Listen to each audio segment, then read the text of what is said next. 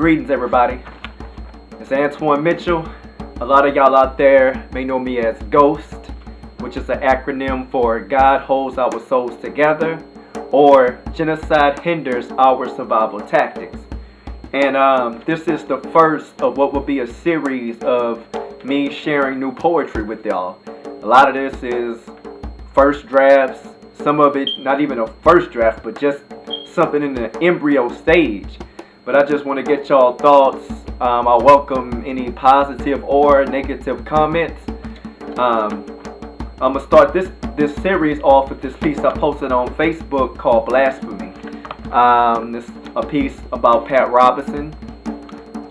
And, to those out there who will be offended by what I may say in this poem, then maybe you need to do some research or something. I ain't trying to get all self-righteous, but this is how I felt when I heard his ridiculous comment.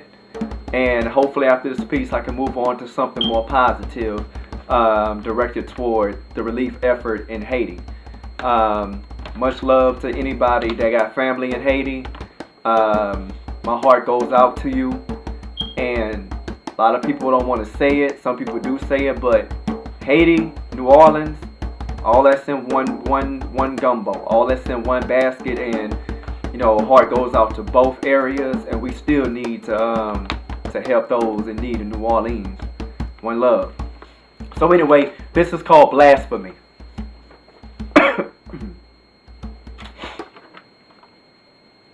They say that freedom of speech is a double-edged sword. When it comes to ignorant, backward-minded bastards like Pat Robertson, I wish I could reach that sword deep into their hearts to make them bleed fraudery. I'm sick of this biblical false prophecy sodomy. I'm speaking from the heart, so it won't bother me if some of you pitchfork conservative Christians call me heathen. It's a wonder how Pat Robertson is still breathing. It's a wonder how those who follow him blindly, believing upside-down cross false doctrine, are even living in the present day. And I thought I may be giving this lesson in a thuggish way. I won't stress out on anger. Instead, I'll bless you with the truth more truthful than your spoof on Christianity. Words in the form of Jesus curses increases your ratings and vanity. Basically damning the Haitians, blaming their calamity on a slave revolution that you call a satanic pact? Well, Pat. What about native Taino and native Inca trusting foreign Christian European conquistadors, while those conquistadors gave them blankets filled with smallpox? What about that? Divine intervention for a savage people who needed Jesus? What about forced voyages of Africans through transatlantic middle passages on floating blessed by the Pope carriages, being sold, ravaged, raped, and dehumanized? All of this to eventually give rise to the United Snakes of America, KKK, in disguise? Or is that manifest destiny to you, Pat?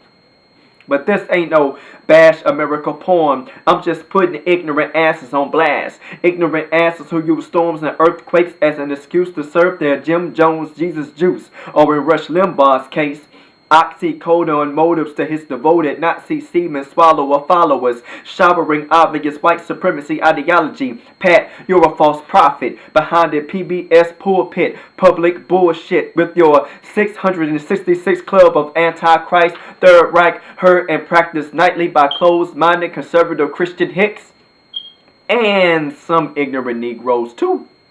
Supporter of Zionists, but anti-Semitic toward true Hebrews.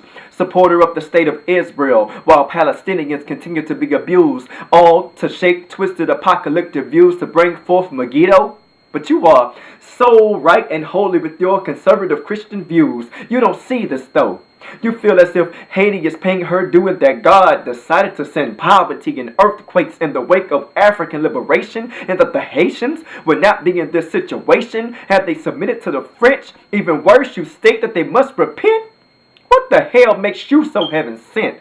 Calling forth the assassination of third world presidents, acting like you got Jesus living in your residence, but this Gentile is hip to your projectile blasphemy. You pile of bones with a dysfunctional erectile. It's even sadder to see intelligent people who agree with your ignorance. Your words are a reflection of white supremacist Christian sermons served at picnic lynches. There is a hypnotic anthrax in your church benches, poisoning the nervous system of anyone everyone who listens to your sacrilegious bitching. A god like Duncan to politicians who go to you for political ass kissing. You should be locked in a prison, alone, surrounded by nothing but cries, screams, and moans of Hurricane Katrina and Haitian earthquake victims. And if you try to escape, your legs should break after you trip over the bones of Native American tribes and Caribbean African slaves. Who's gonna save you? There are others who probably want to say all this, but don't have the guts. This may not be humble of me, but fuck Pat Robertson, and I mean that from the bottom of my nuts. Hope y'all enjoyed that. Like I said, it's still in its editing stages. And if you're offended by that, then maybe you need to do some research and get your head all to being so close-minded. So, hope y'all enjoyed this first installment of, I don't know what to call this series yet. Maybe you can come up with a name. But visit my website, www.poeartry.net. That's poeartry.net, where you can view my artwork, and I'm gonna eventually be posting up some poetry in these videos as well. So one love to y'all. One love.